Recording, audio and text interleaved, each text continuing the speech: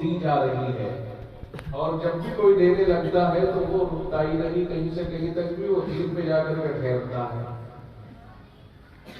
حضرت عثمان رضی اللہ تعالیٰ عنہ کے زمانے میں تو ایک آدمی نے کہا مجھے 1000 طلاق، کتنی؟ 1000، اور مایا کہ وہی 997 پورا کے لئے 3 اس کے اوپر چلی گئی، 997 اپنی واپس لے ان کا محل ہی نہیں رہی، بڑے بڑے میں گولی کیوں مار دے رہا۔ تو یہ تو اجزاء ہے اس کے، والدین کی خدمت سے متعلق ہے، حقوق سے متعلق ہے، دوسرے شادی بیاہوں میں جو خرافات ہیں اس سے متعلق ہے، تیسرے نوجوان لڑکے لڑکیوں کا ماحول سے متاثر ہو کر اپنے دین کو بدل دینا، ادھر سے ادھر بہت زیادہ ذرا سے لالچ میں بیاہ شادی کے لالچ میں وغیرہ وغیرہ۔ اور چوتھی چیز ہے طلاق کا بہت زیادہ چلن ہو جانا۔ بات سمجھ میں آ گئی جی؟ ہاں، کیا غلط اور کیا صحیح سب عقل مند ہے کہ نہیں ہے؟ سب سمجھ رہے ہو کہ نہیں کیا غلط ہے؟ ماں باپ کی خدمت کرنی چاہیے، اور بھیا شادی بیاہوں میں خرافات سے بچنا چاہیے۔ اسی طرح سے نوجوان لڑکوں کو اپنے مذہب کو مقدم رکھنا چاہیے، اور غلط طریقے پر محض شادی کے لالچ میں اپنے مذہب کو خطرے میں نہیں ڈالنا چاہیے، چاہے وہ لڑکے ہوں یا لڑکیاں ہوں۔ اور چوتھی چیز ہے طلاق۔ بہرحال طلاق ایک مجبوری کے وقت میں اللہ تعالیٰ نے جائز رکھی ہے، ورنہ اللہ کو بہت غصہ آتا ہے اس کے اوپر جو طلاق دیتا ہے، سب سے زیادہ غصہ آتا ہے اس کو جو طلاق دیتا ہے۔ تو مجبوری ہے کہ وقت میں کہ بھئی ایسا بھی نہ ہو کہ اگر ایسا ہو جائے نہیں نبھاؤ تو بالکل ہی ان کی زندگی کو جہنم کیوں بنا رہے ہو، جدا کر دو، اسے کوئی اور مل جائے گا، اسے کوئی اور مل جائے گا۔ یہ سلسلہ ہے خواہ طلاق دینا فضول ہے۔ یہ سمجھ میں آ گیا نہیں پورا؟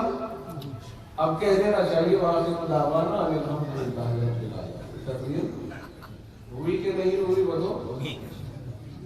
یہی بات ہے۔ اب اسے کتنا ہی پھیلا کے کہہ دو، کتنا ہی سمیٹ کے کہہ دو، بات یہی ہے جو اس وقت شیر واضح کی ہے۔ اب اس سے زیادہ اور کہیں گے بھی کیا؟ اب اس کے بعد تم بور ہونا شروع ہو جاؤ گے۔ اگر تمہیں بوریت سے زیادہ وحشیت ہے تو میں تقریر شروع کرتا ہوں، اور اگر تمہیں یہ ہے کہ بھائی ہماری سمجھ میں آ گئی انشاءاللہ ہم ٹھیک ٹھیک چلیں گے تو مطلب حل ہو گیا ہمارا۔ بات سمجھ میں آئی کہ نہیں آئی گا؟ اور اگر یہ سمجھتے ہو یار جلسہ کیا تھا اور ہم تو یہ سوچ کے آئے تھے کہ 1 گھنٹہ مولانا کا ہوگا، 1 گھنٹہ مولانا کا ہوگا، ابھی تو تمہیں اس کا مطلب ہے تو پھر روٹی کھانے آئے تھے تو کیا کرنے آئے تھے؟ تو میں اس الزام کو دور کرنے کے لیے میں کام شروع کرتا ہوں، آگے کو ذرا سرکتا ہوں۔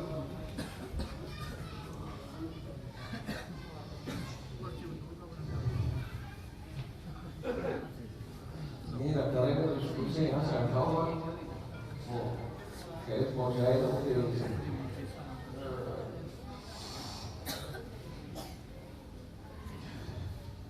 الحمدللہ نحمدہ ونستعینہ ونستغفرہ ونؤمن بہ ونتوکل علیہ ونعوذ باللہ من شرور انفسنا ومن سیئات اعمالنا من يهده الله فلا مضل له ومن يضلل فلا هادي له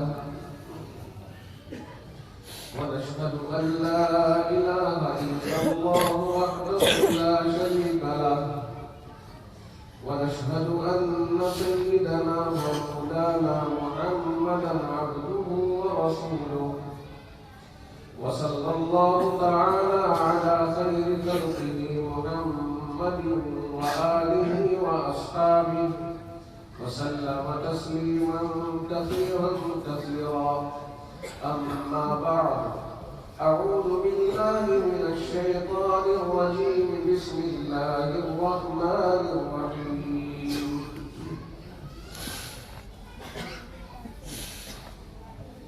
وأطيعوا الله وأطيعوا الرسول فإن توليتم فإنما على رسولنا البلاغ المبين صدق الله مولانا العظيم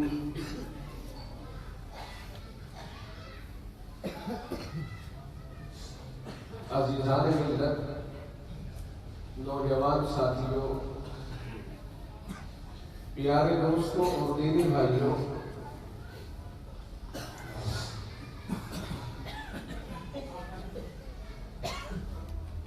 جمعیت علماء ہند کے تعلق سے تعارفی باتیں آپ کے سامنے آج ہی نہیں بلکہ آپ تو جمعیت کے خمیر سے پیدا ہوئے ہیں، یعنی جمعیت آپ کے خمیر میں ہے، آپ تو جمعیتی ہیں سب سے لے کر کہتا ہے، اس لیے اس کے اوپر کوئی وضاحت کرنے کی ضرورت نہیں ہے۔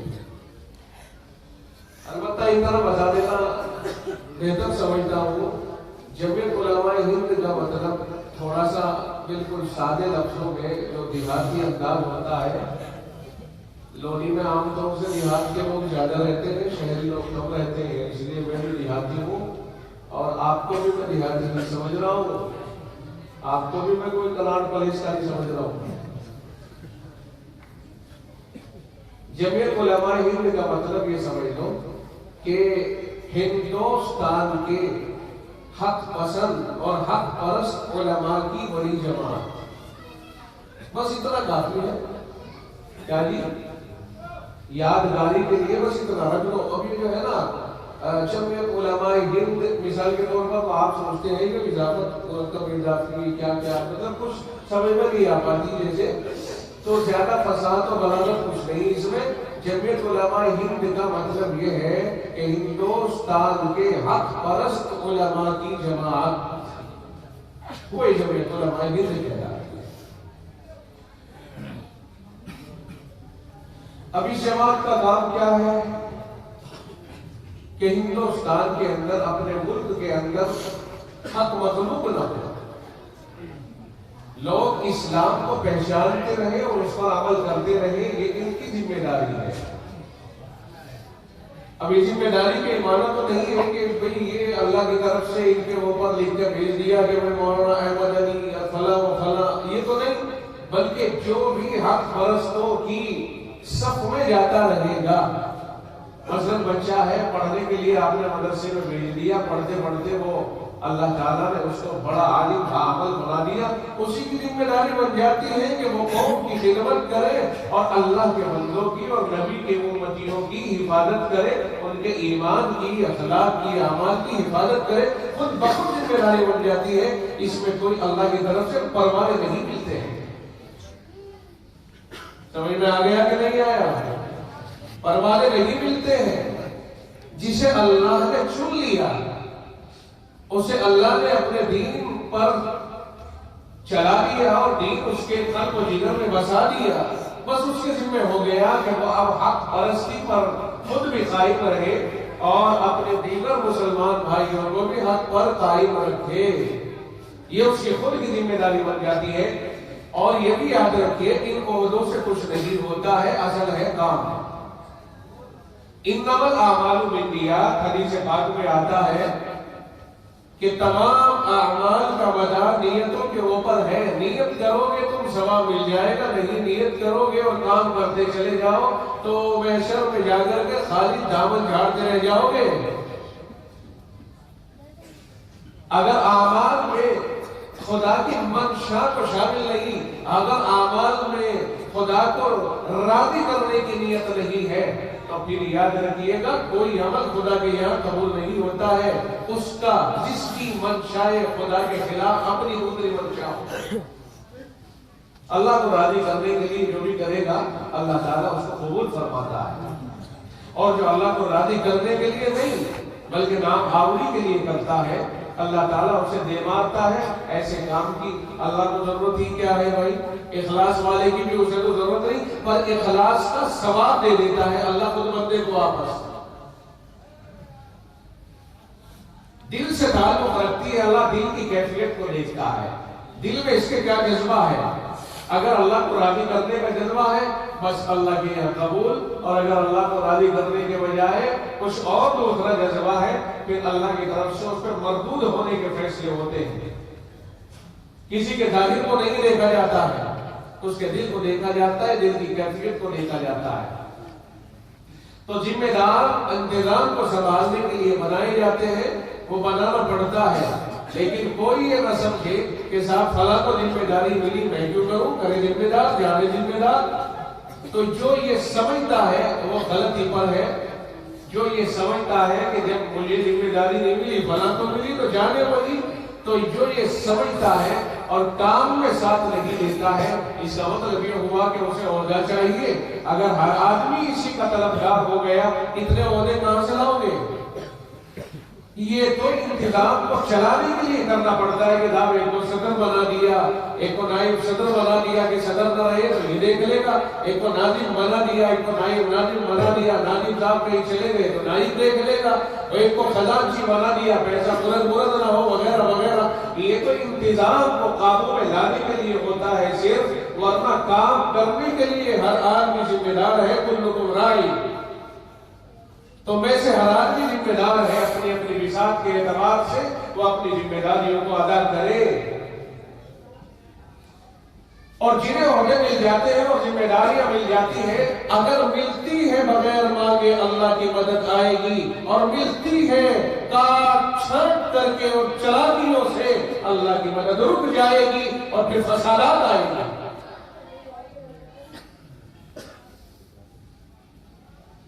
اللہ اور اس کے رسول کے بیانات کے خلاف نہیں کیا جا سکتا ہے اور نہ ہو سکتا ہے۔ جو اللہ نے فرما دیا وہ اٹل ہے، اور جو رسول نے فرما دیا وہ اٹل ہے، اس میں کوئی تبدیلی نہیں ہے۔ اگر عہدے اللہ کی طرف سے دیے جا رہے ہیں، لوگوں نے سمجھا یہ آدمی اسرائیل ہے، اس کو ذمہ داری دینی چاہیے، اور وہ بھاگ رہا ہے ذمہ داری سے، یا اس نے کہتے ہی لے لی، اس سے کوئی سروکار نہیں ہے، تو اللہ کی طرف سے اس کی مدد آئے گی۔ اور اگر اس میں کوششیں جاری رہے، صاحب اس میں اپنی اپنی فیلڈنگ کی جائے، بھاگا دوڑ کی جائے، اور بھئی یہ تو یوں آنا چاہیے اور وہ گرنا چاہیے اور یہ ہونا چاہیے اور یہ نہیں ہونا چاہیے، جہاں یہ ہوگا وہاں خدا کی مدد رک جائے گی۔ اور الیکشنوں میں عموماً یہی ہوتا ہے، اسی لیے حالات اچھے نہیں ہوتے۔ اللہ تعالیٰ ہمارے اندر اخلاص پیدا فرمائے۔ یہ امت ہے، امت، اس امت کی حفاظت ذمہ داری ہے سب کی، اسے امت ہی رہنے دیا جائے۔ امت وہ ہے جو اجتماعیت کے ساتھ رہے، امت کو امت رہنے دیا جائے۔ پیغمبر آخر الزمان صلی اللہ علیہ وسلم نے قوم مسلم کو امت بنایا ہے، اجتماعیت رکھی ہے، اور یہ فرمایا من شذ شذ فی النار، یوں ہی نہیں فرما دیا آقا نے من شذ شذ فی النار، انتہائی خطرناک ترین ارشاد ہے۔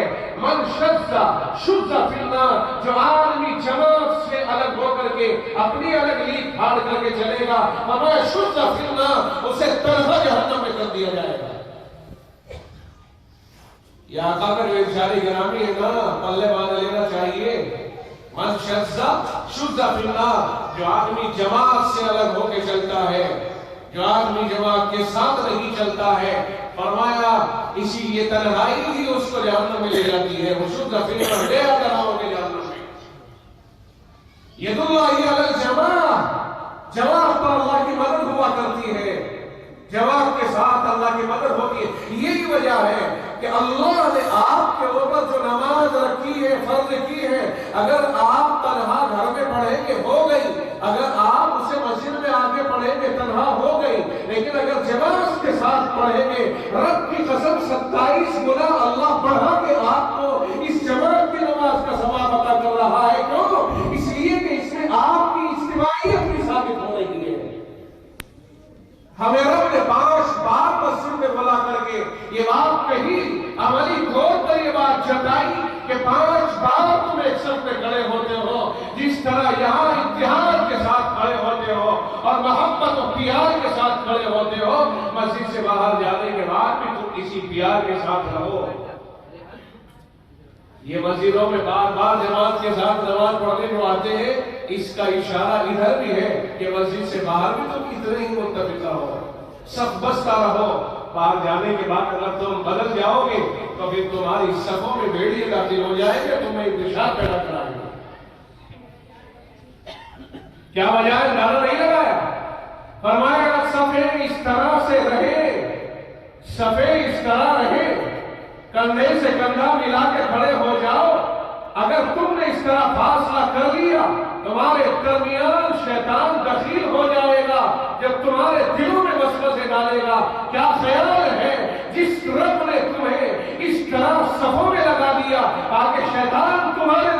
داخل نہ ہو سکے. اگر تم باہر کی دنیا میں الگ ہو گئے تو وہ شیطان تمہیں کیسے چھوڑ دے گا؟ رب تمہیں باہر کی دنیا میں بھی متفق اور پیار محبت کے ساتھ دیکھنا چاہتا ہے. تنہا ہو کر کے نہیں. کوئی کدھر جا رہا ہے، کوئی کدھر جا رہا ہے، کوئی کدھر جا رہا ہے. اور یہی وجہ ہے جو اپنے بڑوں کے پیچھے نہیں لگتے ہیں، جو اپنے بڑوں کے ساتھ نہیں لگتے ہیں، جو اپنے بڑوں کو بڑا نہیں مانتے ہیں، پھر یاد رکھیے دنیا میں جو بھیڑیے پھر رہے ہیں وہ انہیں اچک لیتے ہیں. کوئی قادیانیت میں لے کر کے گھس جاتا ہے، عیسائی بنا دیا جاتا ہے، انہیں یہودی بنا دیا جائے یا انہیں حنود بنا دیا جائے یا انہیں کوئی بھی غلط پار کی مالا اٹھا کر لے جائے، انہیں احساس تک نہیں ہوتا ہے. احساس ہو تو جب وہ جماعت کے ساتھ جمع رہے اور جب وہ جماعت سے جدا ہو گئے پھر کوئی بھروسہ نہیں کہ اب قادیانی انہیں اچک لے یا عیسائی انہیں اچک لے یا کون انہیں اچک کر کے لے جائے. کچھ نہیں کہا جا سکتا ہے.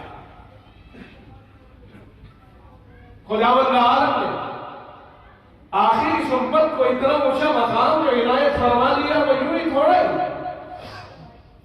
اس امت کا مقام اور مرتبہ دیگر امتوں کے مقابلے میں جو بلند و بالا فرمایا ہے اس کا کوئی تو سبب ہوگا. ارے اس امت کو آخری امت بنایا، اس امت کی شان دیگر امتوں سے جدا فرمائی، اس امت کو سارے نبیوں کا نبی اور سارے رسولوں کا رسول، سردار انبیاء کا فرمایا. اس کی قیادت تمام پیغمبروں کے سردار کر رہے ہیں. پیغمبروں کا سردار اس کا قائد بنایا. اس امت کو ساری امتوں کی قیادت سونپ دی. اس امت کے بعد کوئی امت نہیں رکھی ہے. اس کو سب سے لمبا زمانہ عطا فرمایا گیا. اس کے فضائل سب سے زیادہ عطا کیے گئے. ساری چیزیں اس کو عطا ہوئی. کوئی تو خصوصیت ہوگی. جی ہاں خصوصیت ہے. دور انبیاء کو روک کر رب ذوالجلال نے دور علماء کو جاری فرمایا ہے. بات سمجھ میں نہیں آئی؟ دور انبیاء محمد رسول اللہ صلی اللہ علیہ وسلم کے اوپر آ کر کے موقوف. اب آپ کے بعد کوئی نبی نہیں اور آپ ہی کی زبان سے رب نے کہلوا دیا ان العلماء ورثۃ الانبیاء. یہ علماء نبیوں کے وارث ہے. یعنی نبوت والا کام بند نہیں ہوا، نبوت کا دروازہ بند ہوا ہے. نبی نہیں آئیں گے لیکن کائے نبوت برابر چلتا رہے گا. ربا کون کرے گا؟ فرمایا نبی اکرم صلی اللہ علیہ وسلم کی زبان سے کہلوا دیا، کہہ دو ان العلماء ورثۃ الانبیاء. یہ کام نبیوں والا علماء کو سونپا جائے گا اور پوری کائنات میں پھر کر کے یہ علماء کونے کونے میں اس کام کو لے کر کے جائیں گے. اب دور انبیاء نہیں، دور علماء ہے. انبیاء کرام کے درجے کو تو نہیں پہنچ سکتے ہیں. بلا شمار نبیوں کا مقام ایک اور مقام ہوتا ہے، لیکن علماء نبیوں کے کام کو لے کر پوری دنیا میں پھیل جائیں گے. بھروسہ علماء ہی پہ کرنا ہوگا،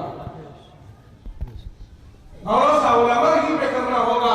اسی طرح کے علماء کو جمعیت علماء ہند کہا جاتا ہے. بات سمجھ میں نہیں آئی؟ اب کوئی نہیں آئے گا آپ کی رہنمائی کرنے. ڈوبتے کو بچانے کوئی نہیں آئے گا، مرتے کو جلانے کوئی نہیں آئے گا، رہنما ہادی کوئی نہیں آئے گا. اب تو اگر آئے گا تو ان علماء ہی میں سے آپ کی خدمت میں کوئی آئے گا. نہیں تو اب نبیوں کا انتظار کیجیے. نبی کوئی نہیں آ سکتا ہے. نبوت کا دروازہ بند ہو چکا ہے. قرآن علماء کے حوالے ہے، پورا دین و شریعت علماء کے حوالے ہے. یہی وجہ ہے کہ کوئی موضوع ایسا نہیں بنتا ہے جس موضوع کے اوپر علماء عوام کی رہنمائی نہ کرتے ہو اور جناب مصطفیٰ کائنات سے حاصل شدہ دین کو امت میں پہنچانے کے لیے کوشاں رہتے ہو. راتوں میں بھی اور دنوں میں بھی. اب رات ہو رہی ہے، کوشش ہو رہی ہے کہ نہیں؟ رات کا وقت ہے کہ دن کا وقت ہے؟ رات کا وقت ہے نا. آپ کہو کہ پوری رات تو نہیں کریں گے. جی ہاں، میں آپ کو مثالیں دے سکتا ہوں کہ بہار بنگال کے اسفار میں ہم نے فجر کی نماز تک جلسے کیے ہیں اور میں خود بڑی بات نہیں کہتا. 4 گھنٹے وہاں مجھے بولنا پڑا ہے. پوری رات فجر کی اذان ہوئی، جلسے کی دعا ہوئی، اس کے بعد فجر کی نماز ہوئی. جاؤ آرام کرو.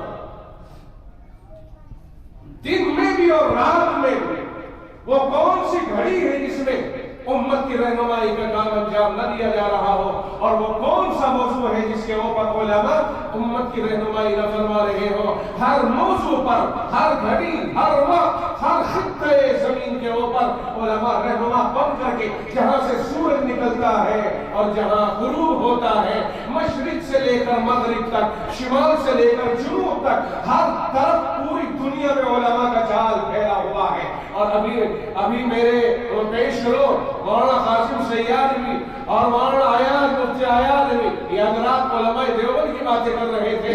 آپ جس سرخیل کی بات کر رہے ہیں، علماء دیوبند کا سرخیل مولانا قاسم نانوتوی رحمۃ اللہ علیہ ہے۔ یہ علماء دیوبند کی پگڑی اور دستار ہے، علماء دیوبند کا فخر اور نمز ہے، بلکہ علماء دیوبند کی ریڑھ کی ہڈی ہے حضرت مولانا قاسم نانوتوی رحمۃ اللہ علیہ۔ مولانا قاسم نانوتوی اپنے بچپن میں خواب دیکھتے ہیں کہ میں خانہ کعبہ کی چھت کے اوپر اور چاروں طرف سے دودھ کی نہریں جاری ہیں، میرے بدن پر متصل ہے۔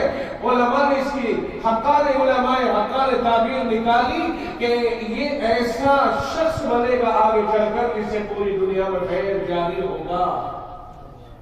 آپ اندازہ لگائیے، چاہے جماعت کی شکل ہو یا جمعیت کی شکل ہو یا قاسمیت کی شکل ہو، پوری دنیا میں کوئی ایسا کونا اس وقت نہیں بچا جہاں پر یہ جماعتیں نہ جا چکی ہوں۔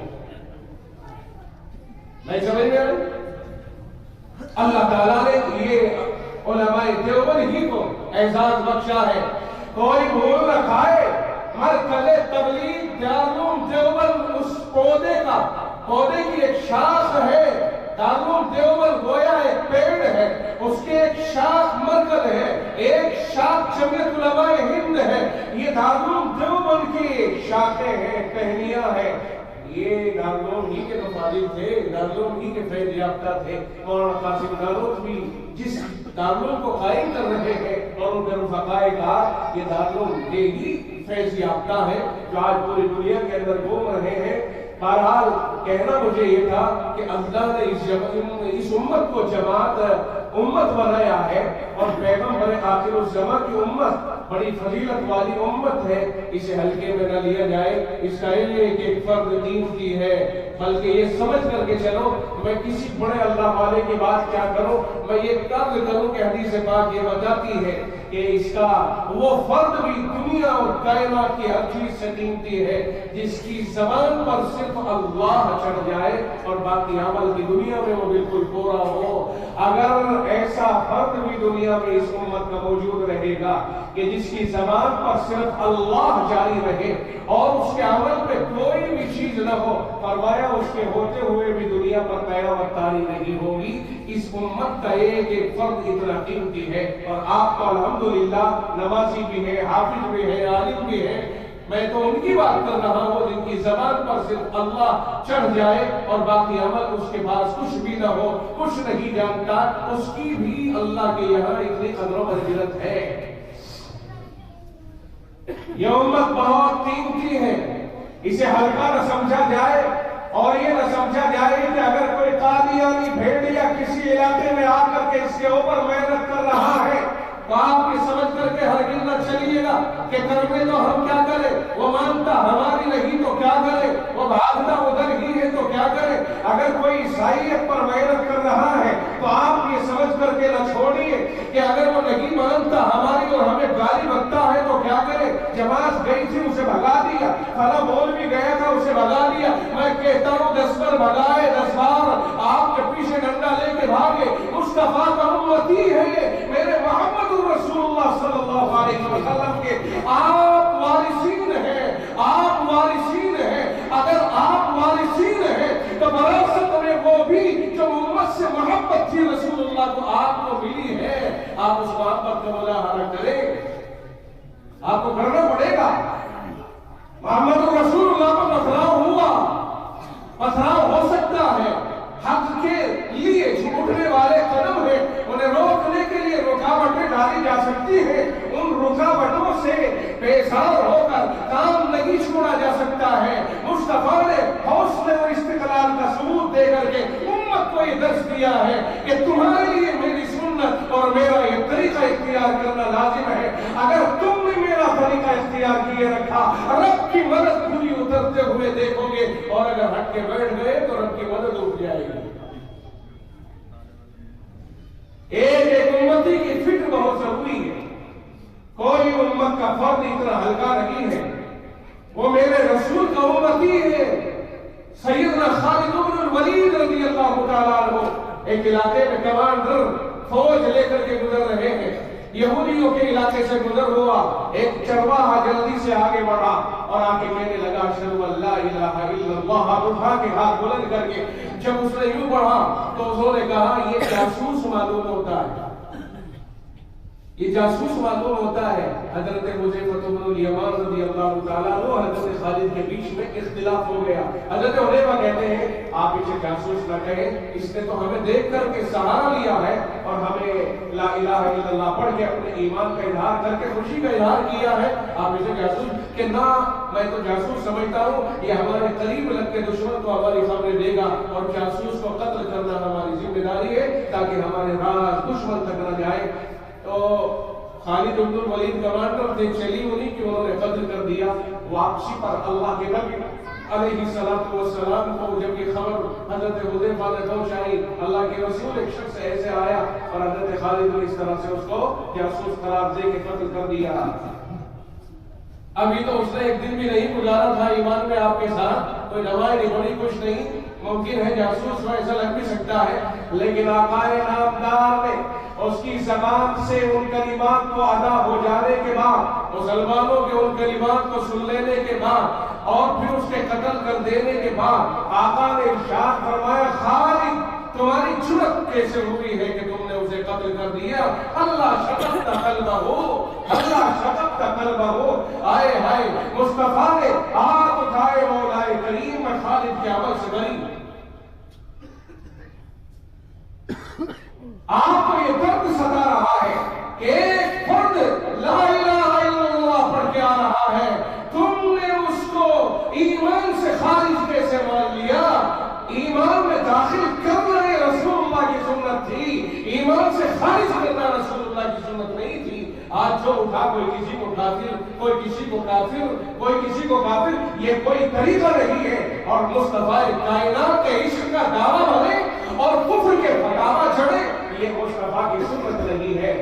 امت کی حفاظت کی جائے، ایک ایک امتی کی نگرانی کی جائے، چرواہا جس طرح اپنے ریوڑ کی نگرانی کرتا ہے، اور اگر کوئی بھیڑیا اسے اٹھا کے لے جانا چاہے، چرواہا اس کے لیے اپنی جان کو کھپانے کی کوشش کرتا ہے۔ یہ امت ہے بھائی، اور جو لوگ اس کے اہل ہیں کہ وہ سمجھائیں، ان کی ذمہ داری بنتی ہے کہ وہ سمجھا کر اپنا فرض ادا کریں اور اپنی ذمہ داری کو ادا کریں، ورنہ کل قیامت میں اللہ کے یہاں اگر پوچھ ہو گئی جواب دینا مشکل ہو جائے گا۔ ہمارے گھروں کے برابر کچھ بھی ہوتا رہے، ہمیں کوئی احساس نہ ہو، کوئی احساس نہ ہو، دین کا مذاق اڑتا رہے، کوئی احساس نہ ہو، کوئی فنکشن ہوتا ہے، شادیاں ہوتی ہیں، بیاہ ہوتے ہیں، صورتحال یہ ہے کہ مسجد کے برابر میں اگر کوئی غیر مسلم اپنا مذہبی شعار ادا کرتے ہوئے اور باجے گاڑی کے ساتھ گزر رہا ہے، ڈی جے کے ساتھ گزر رہا ہے، مسلمانوں اشکال کھڑا ہو جاتا ہے کہ نہ یہاں سے نہیں گزرا جائے گا، اس لیے کہ یہاں مسجد ہے اور مسجد کے پاس سے اس طرح بے حرمتی ہوگی، نہیں گزرنے دیا جائے گا۔ ڈی ایم تک نوبت پہنچ جاتی ہے، میٹنگیں لی جاتی ہیں، کہا جاتا ہے راستہ بدل دیا جائے، اس لیے کہ ہماری مسجد پڑتی ہے۔ جب تمہاری مسجد ایک غیر مسلموں کے اپنے شعار کو ادا کرتے ہوئے مسجد ہے، تو پھر مسلمان اسی مسجد کے برابر میں اپنے دین کے خلاف اپنا مشن کیسے چلا رہا ہے؟ مسلمانوں، کیا تم میں علیہ منکم رجل رشید کوئی سمجھدار نہیں تھا کہ اس سے جا کر کے بات کر لیتا اور کہہ دیتا کہ آپ مسلم ہیں، آپ اللہ والے ہیں، آپ نے کلمہ پڑھا ہے، آپ کو اللہ کے دین کا واسطہ، آپ کو رسول اللہ کی شریعت کا واسطہ، آپ اسے نہ دیجیے، آپ ہٹ جائیے، آپ پاس آ جائیے۔ ممکن ہے کہ وہ مان جاتا، لیکن نہ دعوتوں کے انتظار میں بیٹھے رہے، دعوت نہ میں آئے، ہم اس میں دعوت کھانے کے لیے جائیں، وہاں آتش بازیاں ہو رہی ہے۔ جو مال اللہ نے استعمال کے لیے دیا تھا، جو مال اللہ نے اپنی حالت سال کو درست کرنے کے لیے دیا تھا، جو مال اللہ نے روح کا علاج کرنے کے تھا، جو مال اللہ نے بیماریوں کا علاج کرانے کے لیے دیا تھا، جو مال اللہ نے یتیموں پہ خرچ کرنے کے لیے دیا تھا، مسکینوں کی دستگیری کے لیے دیا تھا، پریشان حالوں کی امداد کے لیے دیا تھا۔ افسوس یہ ہے کہ قوم مسلمان کو چوراہے پہ رکھ کر کے آگ لگا کر کے آتشیں برسا رہی ہے اور رب کی طرف کو جا رہے ہیں وہ سارے آگ کے گولے۔ میرے بھائیوں، اگر رب حلیم نہ ہو، اگر رب برداشت کرنے والا نہ ہو، اسی وقت میں ایکشن لے لیا جائے۔ رب کہتا ہے وَلَوْ يُؤَاخِذُ اللَّهُ النَّاسَ بِمَا كَسَبُوا مَا تَرَكَ عَلَى ظَهْرِهَا مِن دَابَّةٍ۔ اگر رب پکڑنے پر آ جائے لوگوں کی کرتوت کی وجہ سے، رب اگر انہیں سزا دینے پہ آ جائے، ایک بھی فرد کو زمین کے اوپر زندہ نہ چھوڑے، فوری طور پر جیسے ہی گناہ ہوا اسی وقت اس کو سزا ملی، کوئی بھی زندہ نہیں کر سکتا ہے۔ لیکن رب نے ایک وقت مقرر فرما رکھا ہے کہ موت کے بعد ان سے حساب لیا جائے گا۔ ارے بے صبری وہ کرے جس کے پاس ٹائم نہ ہو۔ رب ذوالجلال کیوں تمہاری اور ہماری طرح بے صبرا بنے؟ اسے علم ہے، اسے برداشت ہے، اسے بردباری حاصل ہے۔ وہ کائنات کے اگلے موجودہ اور پچھلے تمام احوال کو بیک وقت دیکھتا ہے، بیک وقت جانتا ہے۔ اس لیے رب ذوالجلال کے یہاں کوئی دیر نہیں ہے، ہمارے اعتبار سے کسی چیز میں جلدی اور دیر ہے۔ بات سمجھ نہیں ہے؟ مسجدوں کے پڑوسی، مسجدوں کے آس پاس ایسا بھی ہوتا ہے، بسا اوقات کی بات اشبازی کا گولا اوپر گیا، وہاں پر اس میں براشت ہوا، اس کے کاغذات، ذرے، راہ وہ نیچے گری اور اس طرح پھیلتے پھیلتے مسجد کے اوپر آئی، مسجد کے صحن میں آئی۔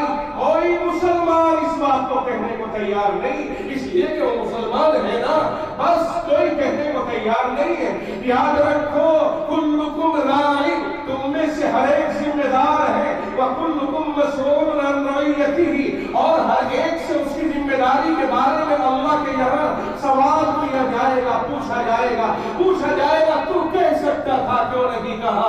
آقا نے ارشاد فرمایا من رأى منکم منکرا فلیغیرہ بیدہ، اور جو تم میں سے برائی کو ہوتے ہوئے اپنی آنکھوں سے دیکھے اسے ہاتھ سے روک دے، لیکن شرط یہ ہے کہ ہاتھ سے روکنے کی ہمت ہو۔ جذبے میں مولوی صاحب کی تقریر سن کر کے لاٹھی لے کر کے وقت نکل جانا، کبھی پتہ چلے کہ سر پھوٹا ہوا آ رہا ہے، پتہ چلا سفید کپڑے سرخ رنگ کے ہو کے آ رہے ہیں۔ اللہ کے نبی علیہ الصلوۃ والسلام نے درجے مقرر فرما دیے۔ پہلا درجہ یہ ہے کہ جس آدمی کو ہاتھ سے روکنے کی ہمت ہے اسے برائی کو ہاتھ سے روکنا چاہیے۔ اچھا یہ بتاؤ، باپ اپنی اولاد کو روک سکتا ہے کہ نہیں روک سکتا؟ ہاتھ سے روک سکتا ہے کہ نہیں روک سکتا ہے؟ پھر باپ کی ذمہ داری یہ بنتی ہے کہ اگر وہ اولاد کو دیکھے کہ وہ برائی کر رہی ہے، اسی لیے اللہ کے نبی نے فرمایا لا ترفع عصاک ادبا عنہم، اپنی اولاد کے اوپر سے ادب کا ڈنڈا اٹھا کے اس طرح مت رکھو، بلکہ ادبی ڈنڈا دیوار کے اوپر ایک وہ گاڑ لیا جائے، کیا بولتے ہیں اس کو، میخ گاڑ لی جائے، اور ایک اتنا بڑا ڈنڈا جس طرح ایک دین کا ہوتا ہے نا، وہ ایک انگوٹھے کے برابر، اس کے اندر سوراخ کھولو، پھر اس کے اندر ایک چمڑے کا اس طرح سے وہ باندھو اور اسے کھوٹی میں ٹانگ لو۔ خبردار اگر تم نے کوئی حرکت کی تو یہ رکھا ہوا ہے، میں کہتا ہوں تم بھی نہیں ہوں گے تو اس سے ڈرے گا۔ اب میرا پیارا ہے، میرا بیٹوا، میرا بیٹا، شرم نہیں آتی؟ بیٹا بیٹا، اجی بیٹے کو کیا چاہیے؟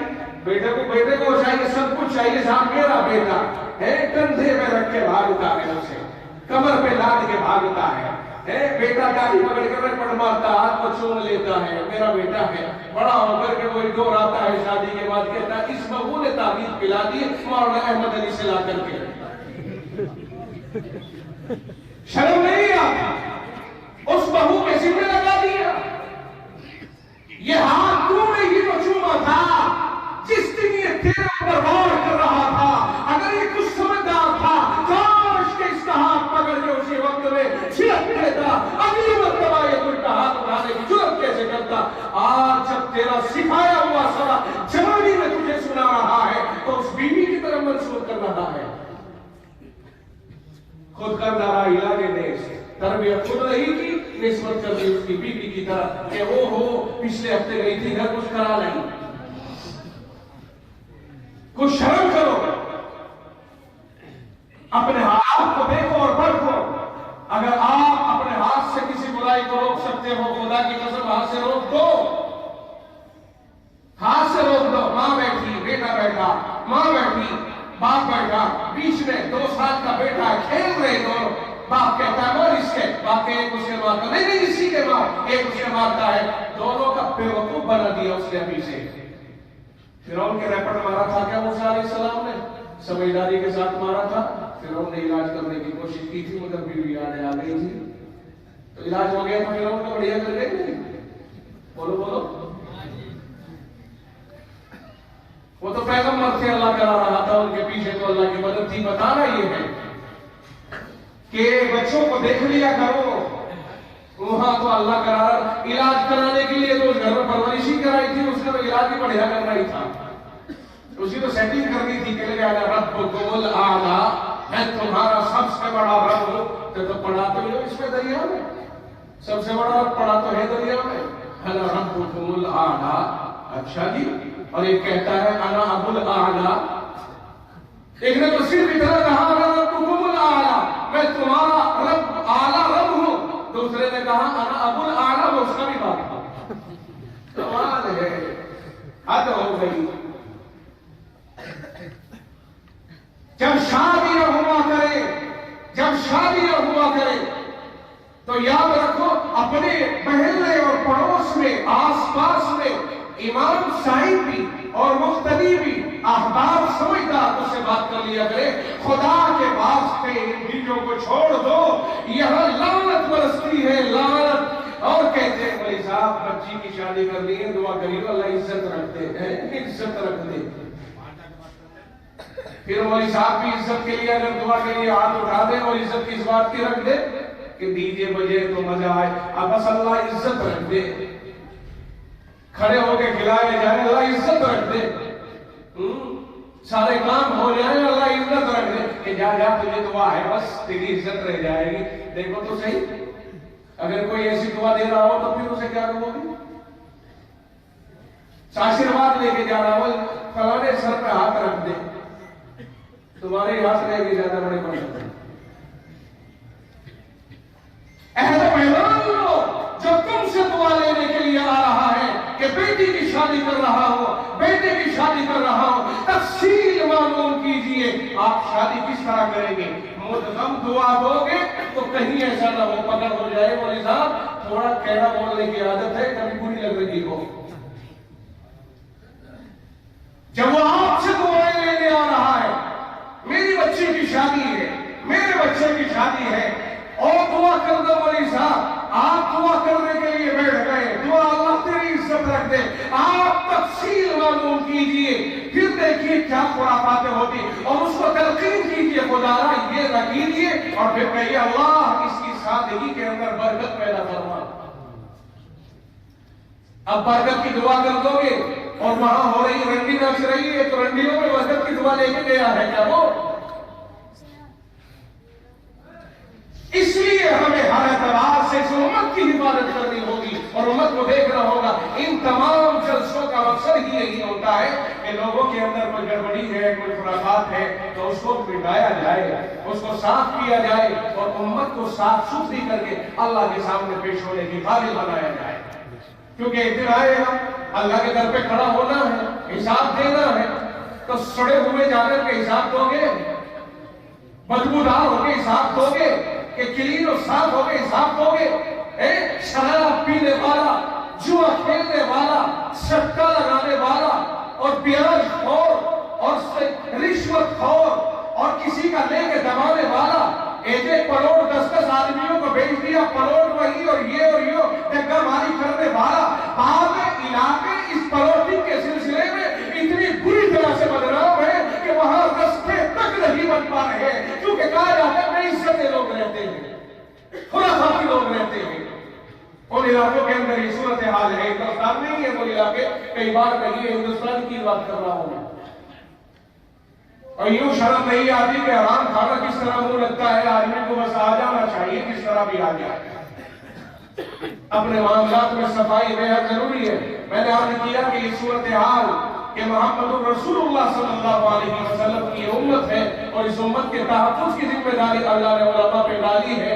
اب علماء کرام کی خاص طور سے ذمہ داری بنے گی قیامت تک کہ امت کے پورے طور پر نگہبانی کا، اور یہ نگہبانی کے فرائض ہی تو ہے جو انجام دیے جا رہے ہیں. اس محلے میں اجلاس جمعیت، اس محلے میں اجلاس جمعیت، اس محلے میں یہ فرائض انجام دے رہے ہیں، یہ اکابر اپنے فرائض انجام دے رہے ہیں. اور اگر ہاتھ میں ڈنڈے کی طاقت ہو تو انشاءاللہ کوئی بھی گڑبڑ کرے اپنے آپ چیک ہو جائے گا، مگر یہ طاقت ان کے پاس ہے نہیں.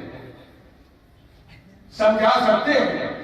اب آپ کو سمجھنا ہوگا، دھیان دینا ہوگا کہ میں کیا سمجھا رہے کیا نہیں سمجھا رہے. سمجھدار لوگوں کو اشاروں سے کام چل جاتا ہے، آپ خود سمجھو اس کو. تو انشاءاللہ یہ طے کریں کہ آپ اس بازی نہیں کریں گے، اس لیے کہ یہ مال ہماری ملکیت نہیں ہے، رب کی طرف سے استعمال کے لیے دیا گیا.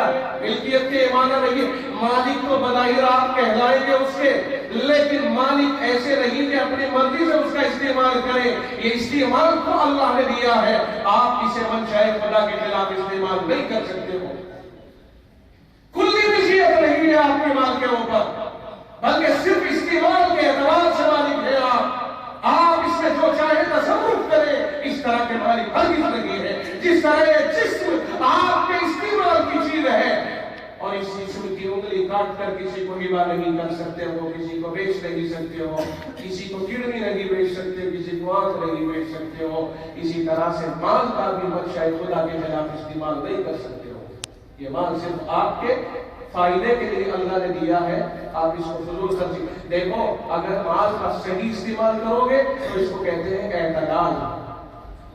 مال کا اگر صحیح استعمال کرو گے تو اس کو کہتے ہیں اعتدال، اور مال کا ضرورت سے زیادہ استعمال کرو گے اس کو کہتے ہیں فضول خرچی. سمجھ میں آ گئی کہ نہیں؟ ضرورت ہے نہیں اور خواہ مخواہ خرچ کیے جا رہے ہیں. تو یہی ہوتی ہے کہ صاحب یہ فضول خرچی میں چلا گیا اور اسراف میں چلا گیا. اس سے اور مال کو ضرورت کی جگہ پر خرچ کرنا، مال کو ضرورت کی جگہ پر خرچ نہ کرنا، اس کو کہتے ہیں بخل. تو بخل بھی نہ کرے اور اسراف اور فضول خرچی نہ کرے، ضرورت کے حساب سے خرچ کرے. اسی کو کہتے ہیں اعتدال. یہی ہماری ضرورت ہے، بیاہ شادی ہو یا کچھ بھی ہو، ہر جگہ اعتدال سے خرچ کریں.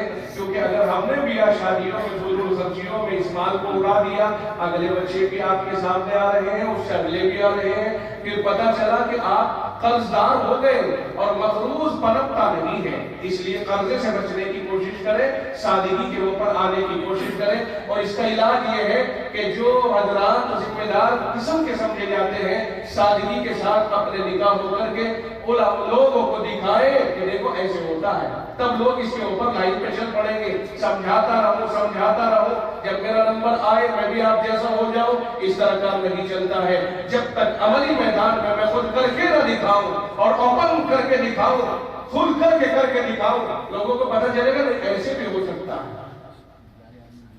کوئی بھی کام کرنے کے لیے آدمی کو قربانی دینی پڑتی ہے، اپنے آپ کو آگے بڑھایا جائے. سمجھدار وہی ہے کہ عمل سے ثبوت دے. زبان کے مقابل عمل کا زیادہ اثر پڑتا ہے. تو بیاہ شادیوں میں انشاءاللہ اپنے مال کی بچت کریں گے، فضول خرچی نہیں کریں گے. منڈے کو چھوڑ کر ولیمہ کرو نا. ولیمہ سنت ہے، منڈا رسم ہے. ایک دن پہلے کے بجائے ایک دن بعد میں کھلاؤ، دعوت کھلاؤ، بارات سے گریز کرو، نکاح میں شرکت کرو. اس طرح کی چیزوں کے اوپر جانے کی کوشش کی جانی چاہیے.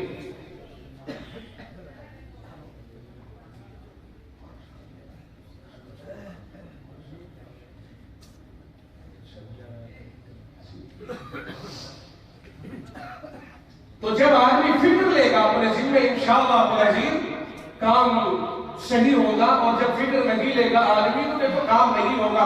فکر سے کام ہوتا ہے. مثال کے طور پر ایک آدمی متولی ہے مسجد کا، فکر لے لیا اور اس نے امام صاحب نے فکر لے لیا.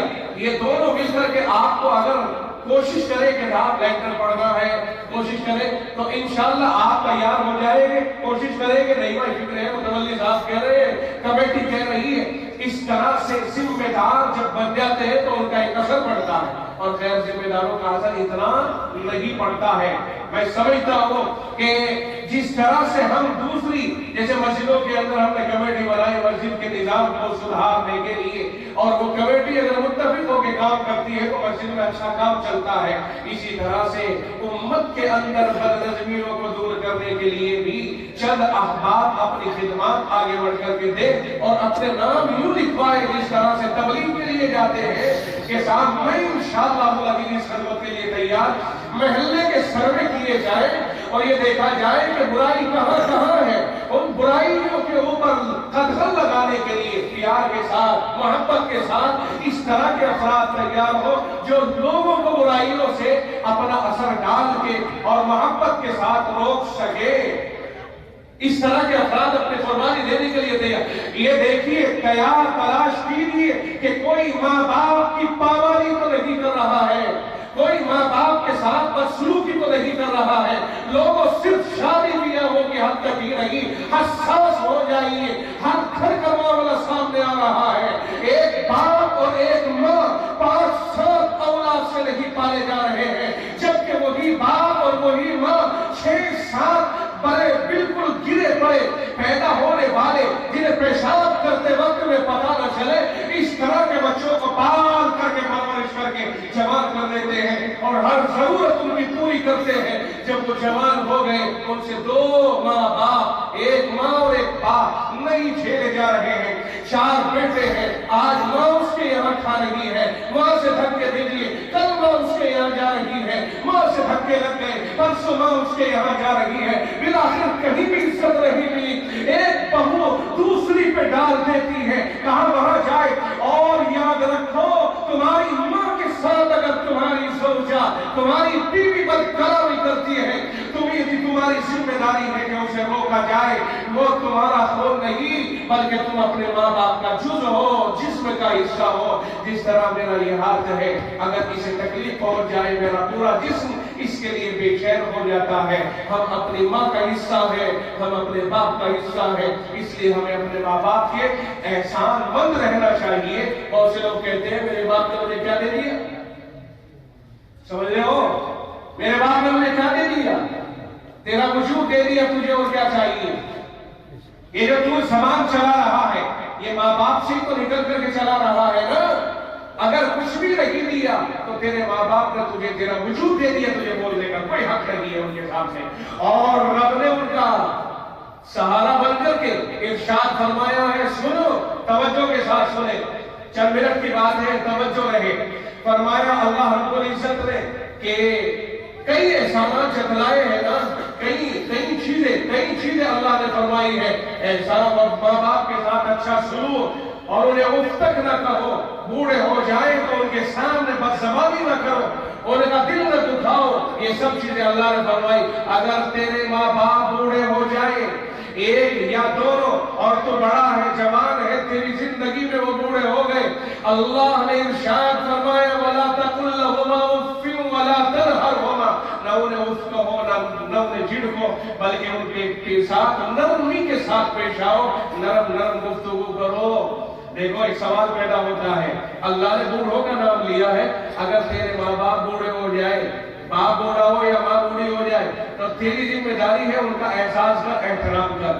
اگر بوڑھے ہو جائے ٹھیک ہے نا، اگر جوان ہو تو اللہ نے اس وقت چھیڑا نہیں، جوانوں کو نہیں چھیڑا، بوڑھوں کو چھیڑا ہے، کہا یہ بوڑھے ہیں بوڑھے۔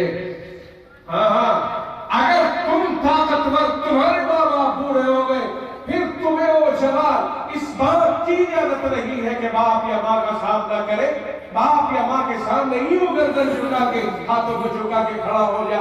یہ رب نے کہا ہے، کوئی اور نہیں۔ پتر میں پارے میں تو مفصل ذکر ہے اس کا، پوری آیت اللہ رب العزت نے ارشاد فرما دی ہے۔ کیوں؟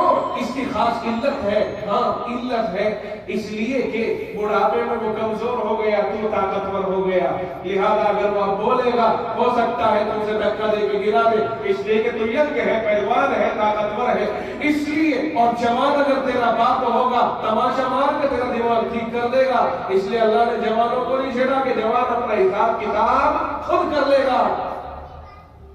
سمجھ میں نہیں آئی؟ جوان اپنا حساب خود کر لے گا۔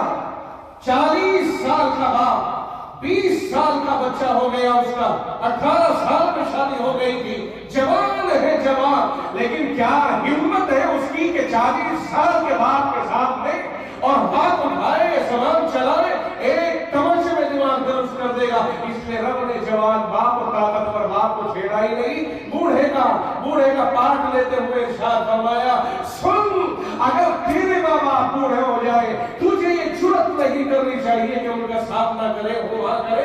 ये इसलिए कि अल्लाह ये साबित करना चाहता है कि इन बूढ़ों के पीछे हम हैं, कोई ने हल्के में न ले ले, इन बूढ़ों के पीछे हम हैं।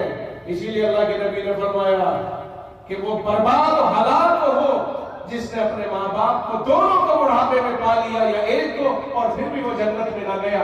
लोगों, बुढ़ापा तुम्हारे हमारे माँ बाप का हमारे लिए जन्नत में जाने के लिए बेहतरीन ऑफर है। अगर कोई ये चाहता है, वो बूढ़ा है, उसकी खिदमत हमारे लिए जन्नत का एक बेहतरीन ऑफर है। अगर हमने अपने माँ बाप की जितनी ज्यादा खिदमत कर ली, उतने ही हम ज्यादा जन्नत के हकदार हो गए। बीवी कहती है, रावी उल्टा बड़ा भारी हो गया, बड़ी मुसीबत, गुलामी करोगे, माँ बाप को धक्के दोगे, हर किस लगी दोनों के हुकूक, उसके भी हुकूक है, क्योंकि रोटी कपड़ा और मकान और महल इसकी जिम्मेदारी और गारंटी पर आप उसे लेके आए, उसके हक में भी कोई गलत फैसला नहीं करोगे और उसके कहने से माँ बाप के हक में भी कतई कोई गलत फैसला नहीं करोगे। आपकी जिम्मेदारी है अपने माँ बाप का एहतराम, इसके ऊपर सहन रहना चाहिए। और ये भी नहीं होना चाहिए कि घर में जरा सी बातों पे इंतशार, जरा सी बातों पे इख्तिलाफ और नौबत यहाँ तक पहुंच जाए कि आप बीवी से मुंहमारी कर रहा है, घर में आया तो चिड़चिड़ा बन के आ रहा है, बाहर का गुस्सा घर में उतार रहा है, और नौबत यहाँ तक पहुंच गई कि बीवी के साथ बदसवारी बढ़ते बढ़ते तलाक तक की नौबत आ गई।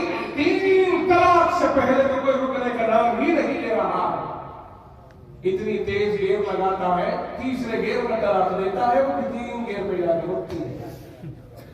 शरीयत ये कहती है, सुनो, शरीयत ये कहती है अगर तुझ में और बीवी में कोई बनती नहीं है, बोलना छोड़ दे, नहीं बनती है, एक ही कमरे में सो, लेकिन मुंह फेर के सोने लगो, उसकी तरफ मुंह फेर करके भी मत सो, हो सके एहसास हो जाए, नहीं बनती है, एक आध रपट मार दो, डंडे मारने की इजाजत नहीं बनती है तो एक छोटी सी मीटिंग कर लो, एक उधर से बुला लो, उसके घर वालों में से, अपने घर वालों में से रख दो, भाई अब तक हम आपस में झेलते रहे, देख लो, हमारी सुन लो, अगर तुम्हें कुछ समझ में आ जाए तो हमें समझा दो, फिर अगर अमल ना हो और जिंदगी झंड हो जाए, जिंदगी गुजरनी बंद हो जाए, तो फिर इस तरह भी लगी कि आपके घर को शरीयत ने जहन्नम बनाया हो, बल्कि शरीयत में छुटकारा है, और वह छुटकारा हासिल करो और इस औरत को दूसरा शौहर मिल जाएगा, तुझे दूसरी बीवी मिल जाएगी। लेकिन ये छुटकारा प्यार से, शरीयत ने कहा प्यार से, जिस तरह प्यार से लाए थे इसी तरह प्यार से तलाक देना ये शरीयत का हिस्सा है। लड़ झगड़ करके तलाक देना ये शरीयत का हिस्सा है ही नहीं। तलाक तो पड़ जाएगी लेकिन शरीयत का दस्तूर नहीं है। प्यार से भाई ठीक है, बीवी बैठ गई, तुम भी बैठ गए, कहा देखो मैडम जिंदगी भर के लिए लेके आया था लेकिन नहीं काम चल रहा है तो ऐसा कर लो, बस ठीक है, अब हम जुदा हो जाते। कहा ठीक है जी, जुदा हो जाते हैं तो ठीक है, मैंने तुझे 1 तलाक दे दी। पाकी के जमाने में 1 तलाक दे दी है तलाक का तरीका। अब जुदा करना है ना, 1 तलाक दे दी, इसका फायदा क्या होगा? इसका फायदा ये होगा कि जब तक इद्दत गुजारती रहेगी 3 बार माहवारी तक, उस वक्त तक दोनों को सोचने का फुल मौका मिलेगा। अगर दोनों में आपस में महसूस हो जाएगी और गलत हो गया तो आपस में बातचीत कर लोगे, रुजू हो जाएगा, निकाह की भी जरूरत नहीं है। और अगर इद्दत पूरी हो गई, ऑटोमेटिक तुम्हारे निकाह से निकल गई, फिर भी अगर तुम रखना चाहते हो उसे, दोनों में शर्मिंदगी हो गई, दोनों आपस में रहना चाहते हैं, तो नए शौहर को ढूंढने के बजाय या इसे नई बीवी को ढूंढने के बजाय शरीयत कहती है वो लोगों इनके रास्ते में रुकावट न बनो, और खानदानियों इनके रास्ते में रुकावट न बनो। पहले भी ये रह रहे थे, अब अगर ये रहना चाहते हैं, शरीयत ने रास्ता बताया है, निकाह पढ़वा लो, फिर दोबारा आप इसके शौहर बन जाओगे, फिर दोबारा ये आपकी बीवी बन जाएगी। ये है शरीयत का तरीक़ाकार।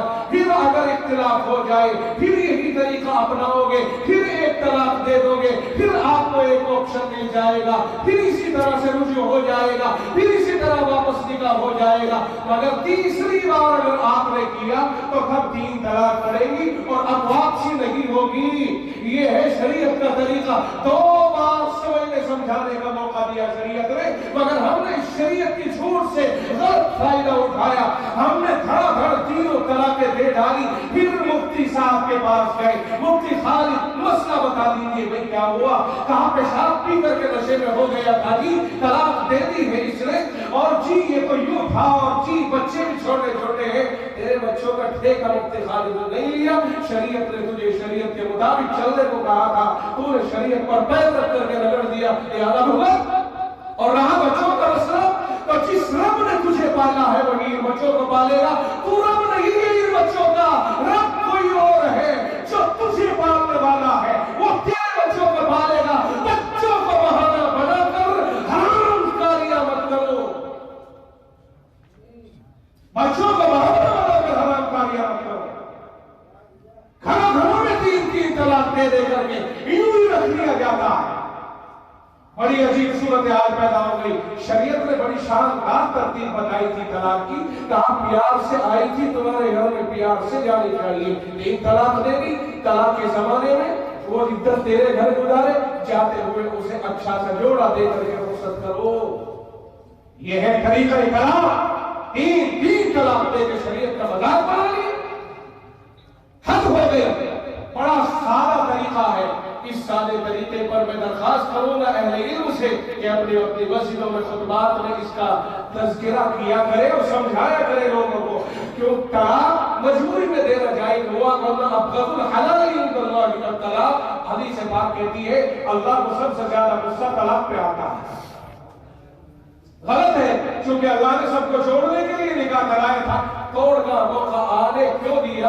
آخر غلطی کسی کی تو ہوگی، توڑ ہوا کیوں؟ لیکن جب توڑ ہو تو پیار سے ہی جدا ہونا چاہیے، یہ شور و شراب نہیں کرنا چاہیے۔ جس طرح سے روز لاٹھے ڈنڈی بج رہے ہیں، روز جھگڑے ہو رہے ہیں، پڑوسنے چھیتی والوں پہ جھاگ جھاگ کر کے تمہارے ہمارے گھروں کے راز پر مبتلا ہو رہی ہے، کیا ڈرامہ ہے؟ اپنی عزت اپنے ہاتھ بنوا رہے ہیں، یہ صورتحال بنی جا رہی۔ ایک بچوں کو سمجھایا جائے، ماں باپ کا احترام کرے، بد دعائیں نہ لے، بیویوں کے اوپر ظلم نہ کرے، اور نہ کوئی ساس بیویوں پہ بیٹے سے ظلم کرائے، اور نہ کوئی عورت بیوی اپنے شوہر کے ذریعے اس کے ماں کے ساتھ زیادتی کرائے یا اس کے باپ اور بھائیوں کے ساتھ زیادتی کرائے۔ خدا کے واسطے یہ امت ہے، امت بن کے رہے، پیار سب میں ہونا چاہیے، زیادتی کہیں نہیں ہونی چاہیے، یہ صورتحال بننی چاہیے۔ بچے بچیاں کبھی کبھی ایسا ہوتا ہے، بسا اوقات یہ ہوا کہ ماں باپ نے توجہ نہیں دی، کہتا پیروں پہ کھڑا نہیں ہوا ہے ابھی، پیر کتنے لمبے کرے گا بھائی؟ تیرے گھر میں 1 پلیٹ، 1 چمچ، 1 گلاس، 1 چارپائی یہ تو ہوں گے نا، پیروں میں کتنا کھڑا کرے گا؟ 2 روٹی 3 روٹی صبح، 2-3 روٹی شام کو یہ تو ہوں گے نا، پیروں میں کہاں کھڑا کرے گا؟ جب تیرے گھر میں 10 بچے پل رہے ہیں، 8 پل رہے ہیں، شادی ہو کے 1 بچی اور آ جائے گی تو تیری بھی کہیں چلی جائے گی، افراد تو تقریباً ادھر ہی رہیں گے۔ پیروں میں کھڑا ہونے کے انتظار میں 35 سال کا بیٹا ہو گیا، 30 سال کی بیٹی ہو گئی، 15 سال میں وہ بالغ ہو گیا تھا۔ حساس زمانہ ہے، موبائلوں کا زمانہ ہے، نیٹ کا زمانہ ہے، جوانی شباب پر ہے، جوانی جوش مار رہی ہے، بے پردگی کو عروج ملتا جا رہا ہے، ایک دوسرے کی نظریں مل رہی ہے، شیطان خواہشات کو ابھار رہا ہے، اس کی آنکھوں میں جا کے شیطان بیٹھا، اس کی بھی آنکھوں میں جا کے شیطان بیٹھا، دونوں کو ایک دوسرے سے قریب کر دیا، جذبات کو بھڑکا دیا۔ اگر کوئی کسی کی طرف مائل ہو جائے، میں سمجھتا ہوں ان پیروں پہ کھڑا کرنے والوں کو بھی خدا کے یہاں بخشا نہیں جائے گا۔ وقت پر شادیوں کا نظام نہیں بناتے، جہیز کی تیاری، انتظام، ابھی پیسہ نہیں، ابھی یہ نہیں، قوم میں لٹیرے پیدا ہوتے جا رہے ہیں جو جہیز کا لمبا ہاتھ کر کے اور قوم کو ترائیوں کی طرف لے جا رہے ہیں۔ یہ دین بہت آسان بنایا تھا میرے پروردگار نے، خدا کی قسم اگر سچے دین پر آج آواز کرو گے تو لوگ تمہارا بائیکاٹ کرنے کی تیاری کریں گے۔